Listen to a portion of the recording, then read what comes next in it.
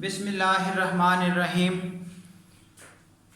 Matrices के chapter में से ये लेक्चर नंबर 12 एक क्वेश्चन दिया जा रहा है जिसका सलूशन, जो क्वेश्चन का सलूशन है वो कुछ इस फॉर्म में है। हमने डेफिनेशन से स्टार्ट किया ये चैप्टर, उसके बाद रिलेटेड डेफिनेशन आई और फिर उसके रिलेटेड क्वेश्चंस एक्सरसाइज में से यूज़ किए गए।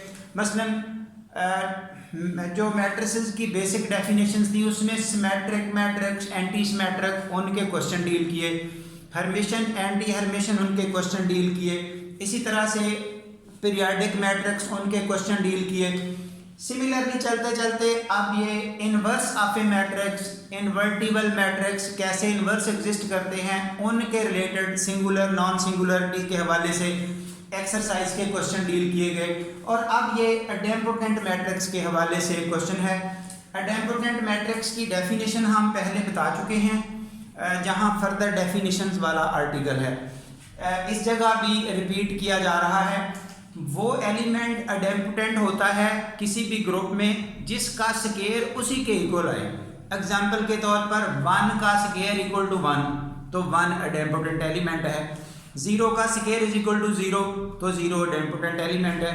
इसी तरह वो मैट्रिक्स अडेम्पोटेंट होगी जिसका स्केयर उसी के इक्वल आए, जैसा कि a square is equal to a is idempotent, b square is equal to b is idempotent. ये अडेम्पोटेंट की आपको डेफिनेशन रिवाइज कर दी गई।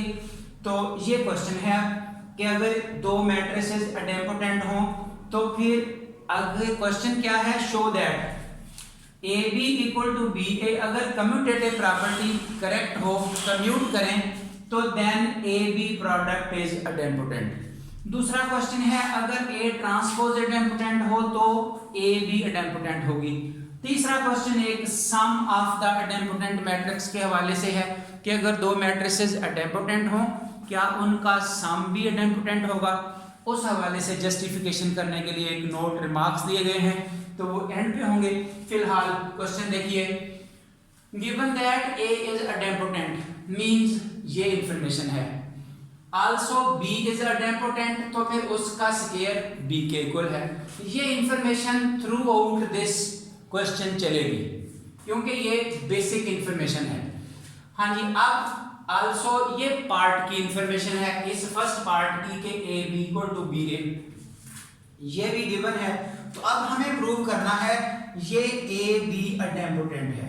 We have to prove that A B is idempotent. तो इट मींस हमें ये प्रूव करना है कि ए बी का square equal to A B, जिसका स्केयर उसी के इक्वल आए वो अडेम्पोटेंट होगी। हाँ जी, अब ए बी का square A B multiply by A B, दो दफा लिखा उसी ग्रुप को, फिर ये आपके सामने ब्रैकेटों को चेंज किया। ब्रैकेट्स चेंज उस वक्त होती हैं जब हमें एसोसिएटिव प्रॉपर्टी का यूज करना पड़े। एसोसिएटिव प्रॉपर्टी ये होती है A B multiply by C equal to A B और सी, यानी कि इस तरह से ब्रैकेट का जो चेंज है, आप इन दो की ब्रैकेट चेंज कर सकते हैं, किसी और दो की चेंज कर सकते हैं। इनके पहले इन दो का प्रोडक्ट फिर इन दो का प्रोडक्ट अगर इक्वल आए तो वो एसोसिएटिविटी होती है। एसोसिएटिव प्रॉपर्टी मैट्रिसेस में वैलिड है, इसलिए जहां हमारी विल होगी वहां हम यूज कर सकते हैं। तो इस जगह एसोसिएटिव प्रॉपर्टी यूज करते हुए ब्रैकेट्स का चेंज किया। उसके बाद ये बी ए की जगह ए बी लिखा, ये इस पार्ट की इंफॉर्मेशन है।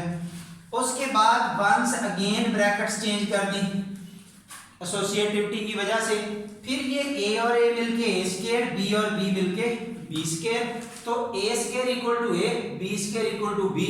ये हमारे पास अडेम्पोटेंट मैट्रिक्स की डेफिनेशन है जो इस पार्ट की इंफॉर्मेशन भी है।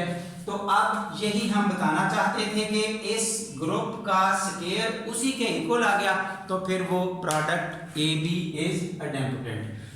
ओवरऑल हम ये कह सकते हैं कि दो अडेम्पोटेंट मैट्रिसेस का प्रोडक्ट भी अडेम्पोटेंट होता है, लेकिन ये चीज़ साथ होनी चाहिए, कम्यूटेटिव प्रॉपर्टी अगर होल्ड करे तो। उसके बाद दूसरा पार्ट है ट्रांसपोज के हवाले से कि ए ट्रांसपोज अडेम्पोटेंट है। तो इसमें ज़ाहिर है ये स्टार्ट वाली ये इंफॉर्मेशन तो क्वेश्चन की इंफॉर्मेशन है, वो यहाँ पर भी मौजूद है, अगर ज़रूरत पड़ेगी तो यूजेबल होगी।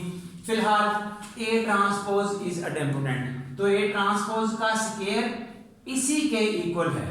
ये अडेम्पोटेंट की डेफिनेशन है, क्योंकि जितना हिस्सा अडेम्पोटेंट है उसका स्केयर उसी के इक्वल। आप देख लें, सर्कल वाला हिस्सा सर्कल के अगेंस्ट आ गया, स्केयर खत्म हो गया, तब ये अडेम्पोटेंट की डेफिनेशन बनती है। हाँ जी, अब हमें प्रूव करना है कि अगर ये मौजूद हो तो फिर ए भी अडेम्पोटेंट होगी अकेली है। तो इसको कैसे अडेम्पोटेंट प्रूव करना है? अगर इसका स्केयर इसी के इक्वल आए, तो अब ए स्केयर को हमने लिखा 2 टाइम ए इंटू ए। उसके बाद ये ट्रांसपोज की इंफॉर्मेशन यूज करनी है, इसलिए ट्रांसपोजेस कैसे इन्वॉल्व किए, तो जो डबल ट्रांसपोज होता है वो ए के इक्वल होगा, इसलिए हमने ट्रांसपोजेस को इन्वॉल्व करना था। सो दोनों का डबल ट्रांसपोज लगा दिए। यहां पर क्या किया गया, यहां पर ये प्रॉपर्टी यूज हुई है, ए बी का transpose equal to B transpose into A transpose. ये स्टूडेंट्स ऑलरेडी जानते भी हैं। प्रोडक्ट अगर आए तो उल्टी साइड से लिखते हैं। अब अगर ये लिखा हुआ हो अलग अलग ट्रांसपोज तो उनको इस साइड से लिख के इकट्ठा लिख सकते हैं। तो ये देखिए, ये ट्रांसपोज ये और ये जिन पर गुड लगाया गया वो एक जगह लिख दिया। इस ट्रांसपोज को और इस ट्रांसपोज को, यानी कि इसको हमने इधर लिखा और इसको इधर लिखा, लेकिन ए ट्रांसपोज सिमिलर वर्ड था जहां, इसलिए वो पता नहीं चला। एक्चुअली इस प्रॉपर्टी के मुताबिक उनको इकट्ठे किया। अब ये टी फिर बाहर निकाल दिया यही प्रॉपर्टी यूज करते हुए।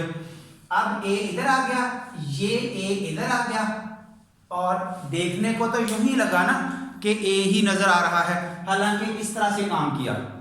बी ट्रांसपोज ए ट्रांसपोज और ट्रांसपोज एक जगह लिख दिया।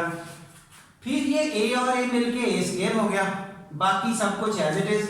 अब ये 2 पावर और टी, जब डबल पावर आती है तो वो आपस में मल्टीप्लिकेशन होती है। जैसे 5 की पावर 2, 2 की पावर 3, तो इसका मीनिंग है 5 की पावर 2 मल्टीप्लाई बाई 3। इस तरह से है 5 की पावर 2 मल्टीप्लाई बाई 3। ये आपके पास ऑप्शन होता है डबल पावर का।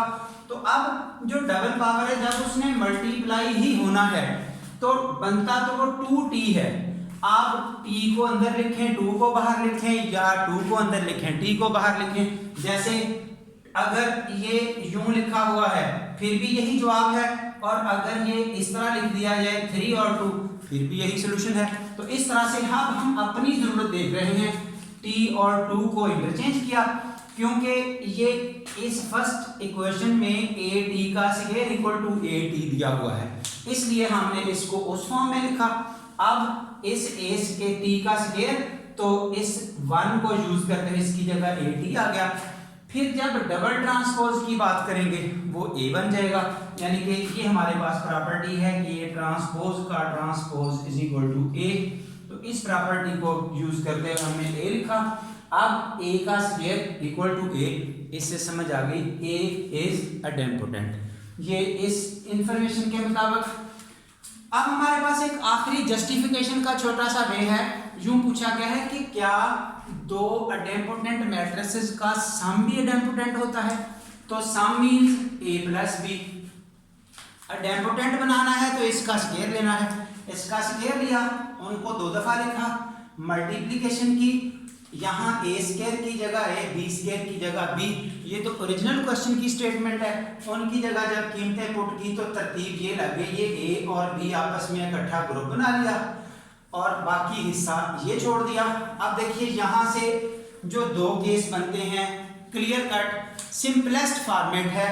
अगर ये हिस्सा खत्म हो जाए यहाँ से, तो फिर इसका स्क्वायर इसी के इक्वल, जिस नंबर का स्क्वायर उसी के इक्वल हो वो अडेम्पोटेंट होता है। यानी कि अगर इस बॉक्स की जगह 0 लिख दिया जाए तो फिर ये अडेम्पोटेंट है, अगर 0 ना लिखा जाए तो अडेम्पोटेंट नहीं है। ये दोनों केसेस नीचे लिखे गए हैं। अगर ये A B equal to minus B A, यानी कि इसको अगर 0 लिखते हैं तो ये दूसरी तरफ जाके माइनस बी ए बन जाएगा। यानी कि यूं समझ लें A plus A B plus B A equal to 0, ये बी ए उधर जाके A B equal to minus B A होगा। ठीक है, अब ऐसा करते हुए ये नीचे वाला केस है, ऐसा करते हुए सेटअप हो जाएगा ए बी का स्केयर ए प्लस बी, तो ए प्लस बी सम उस वक्त अटेम्प्टेंट होगा। ये दूसरा केस है अदरवाइज, यानी कि अगर ऐसा नहीं होता फिर वो अटेम्पोटेंट नहीं होगा, यानी कि वो बराबर आ जाए तो भी, या माइनस बी की ए के अलावा कुछ भी आए, तो ये दोनों केसेस के मुताबिक जस्टिफिकेशन मौजूद है। सो अब तक के लिए अटेम्पोटेंट मैट्रिक्स और उसकी एप्लीकेशन यहाँ तक का काम क्लोज हुआ। Thank you very much.